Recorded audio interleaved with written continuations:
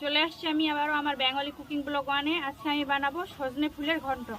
এই যে আমি সজনে ফুল নিয়ে নিয়েছি এখানে, এটার আমি ঘন্ট বানাবো।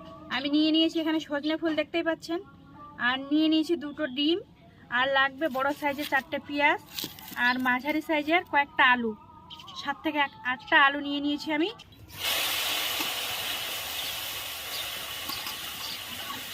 কড়াইতে দিয়ে দিলাম। আবারও আমি ভালোভাবে পরিষ্কার জল দিয়ে ধুয়ে তুলে নিলাম,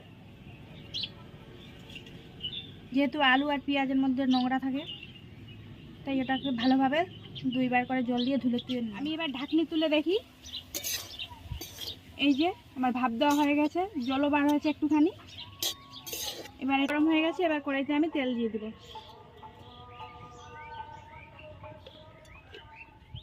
তেল আমার গরম হয়ে গেছে, এবার আমি দিয়ে দিলাম কাঁচা লঙ্কা।